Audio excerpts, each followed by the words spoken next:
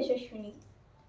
Sh- Shiva is the destroyer, the third member of the Trinity, and and he's the one who destroys the cosmos at the time of the divine annihilation.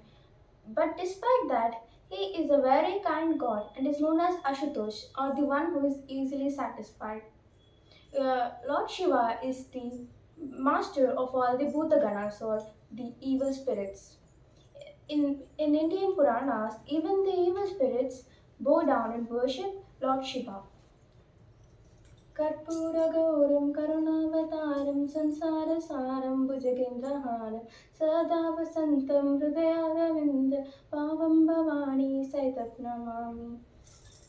So, today I'm going to tell the story of Lord Shiva and Goddess Parvati. Daksha Prajapati had many daughters. All of them were married to young and handsome gods, but the last daughter, Sati, was admitted she would marry Shiva and only Shiva. She decided she did a severe penance for Lord Shiva, and then when he appeared before her, she married him. They lived happily in the adobe of Kailasha, but Daksha was not happy at all. His young and beautiful daughter was married to a god who lives in cremation grounds and in the icy Kailash Parvat. Sati was handsome and very beautiful, while Shiva smeared ashes all over his body and her and wore his hair all matted. Dak- but Daksha didn't oppose to her marrying him. One day, Daksha decided to host a yajna and invited all of his daughters and their in-laws to the yajna, but all except Sati Devi.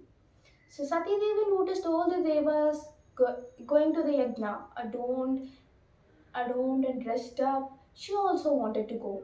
So she went to Lord Shiva and asked, "We should go to the yajna my father is hosting." The ever forever calm Lord Shiva said, "No, no, Sati, we haven't received an invitation. It'll be rude to go like this." But Sati was firm on going to her father's home. "Why does a daughter need an invitation to visit her father? And all my sisters are going. I should go as well." But Shiva was equally firm. "We just cannot go. You can go if you want, but I'm going to stay here." Sati Devi Sati Devi looked at Shiva angrily for a moment and then set off to her father's home. The Shivaganas and Nandi decided to accompany her. Nandi held an umbrella over the Devi's head as she walked to her father's home. In the when Sati reached the yajna, everybody ignored her. Her sisters, her family, even her father. Only her mother greeted her. Her father was sitting conducting the yajna, and when he saw Sati, he started insulting Shiva, her husband Shiva. Unable to bear the abuse hurled at her husband, Sati jumped into the sacred flames of the yajna and took her own life. The news reached Shiva in Kailash, and Shiva got angry. The fair side of the destructor god emerged, and Rudra pulled out a lock of his matted hair and threw it at the ground.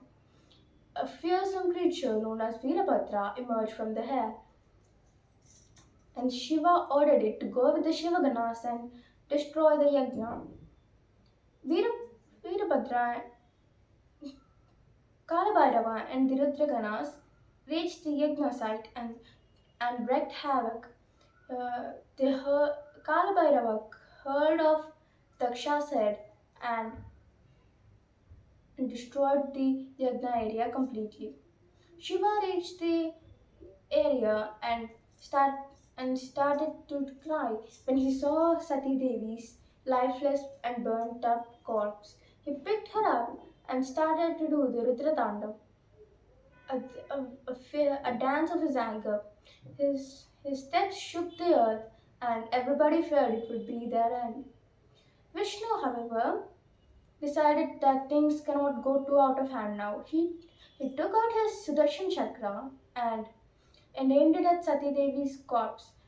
Her Sati Devi's body was cut into many pieces, and each of them fell on earth.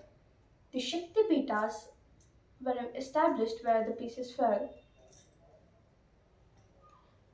Shiva now. Shiva was now very upset about the loss of his beloved Sati and decided to go into meditation for the rest of his life. As Shiva sat in meditation, the god of mountains had begot a child named Parvati. Since she was the daughter of the god of Parvata or mountain, she was named Parvati. Her mother always wanted Parvati to be the one to marry Shiva, but she was aware that Shiva was now in meditation. Parvati too expressed a strong desire to be married to Shiva, and she decided to go to Kailash and serve him every day while he was in his meditation. All the gods wanted. In the meanwhile, an Asura had obtained a boon that he would only be killed by the son of Shiva. The Asura knew that Shiva was heartbroken by the loss of Sati and would not marry at all now. And the whole But now the whole world, the gods also of Parvati and her dedication to be married to Shiva. They decided to help wake Shiva up out of his meditation and have him married to Parvati. And their child would be the end of the fearsome Asura. So the gods all sent Manmada, the god of love, to wake Shiva up from his meditation. Manmada and his wife Rati arrived on the scene. They transformed the freezing and icy Mount Kailash into a place of springtime. Flowers bloomed, bees hummed, birds chirped. Parvati was enchanted by the beauty and wished Shiva would wake up. But Shiva remained oblivious to the beauty of his surroundings. Manmada and Rati then began to dance. Their dance filled the viewer with joy, but Shiva yet didn't wake up. Manmada was getting frustrated and he had to use the last trick up his sleeve. He pulled out his bow made of sugarcane and 5 arrows. The bow and arrows were special, they were a boon from Brahmadeva. The bow was made of sugarcane and the 5 arrows were tipped with flowers. Each was a different kind of flower, red lotus, rose, and lilies, and all that. If a person has felt the arrows touch the skin in the slightest, just brush the skin, then the person would instantly fall in love with the nearest creature. So so Manmada took out the bow and the arrows and aimed all 5 arrows at Shiva. They each touched him and fell to the ground. Shiva's third eye opened first. It burned Manmada into a heap of ash, and he went back to his meditation again. Uh, Rati Devi, the consort of Manmada, started crying. She, she wept over the pile of ashes that were her husband. Parvati was distraught and rushed to console Rati, but she too was crumbling with sadness within. Shiva hadn't even noticed her. She decided that she would do penance for Shiva till he reached her himself. And then started her adorer's penance. She, she, she stayed so deep in meditation that the world was shaking because of her focus and devotion. And then Shiva decided to appear in front of her. And one day, when Parvati sat in meditation, a sage approached her and asked, My dear lady, do you have some food? I am very hungry. Parvati gave him whatever little food she had, and he asked her, I am very confused. Why are you doing penance now? You should be happy in your home now. Why expose yourself to the horror of austerities so early? Parvati said, I'm doing penance so that Lord Shiva would appear and that I could marry him. The sage was the sage did not approve of this idea at all. My dear, why do you want to be married to Shiva? He roams the cremation ground, wears wears garlands of rudraksh, has a snake draped around his neck, always smears himself with ashes. Why do you want to be married to him? You should find a young and handsome husband who is close to your age. Parvati refused. I should marry Shiva only. But the sage continued to try and put her mind out of it. Shiva is not a good husband for you, he started saying and all that. This made Parvati very angry. She looked as she was about to curse the sage. She said, fuming, I have shared my food with you, and this is how you behave. Please do not disturb me. I will marry no one but Shiva. If you don't go from here, I will curse you. The sage smiled and he turned into Shiva. Parvati was ecstatic. Her dream had finally come true.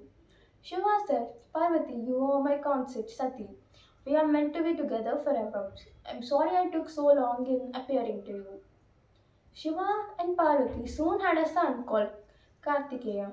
Kartikeya became the commander of the army of Devas and defeated the fearsome Asura, and the world was free from the Asura's tyranny and rejoiced at the union of Shiva and Parvati. Om Namah Shivaya.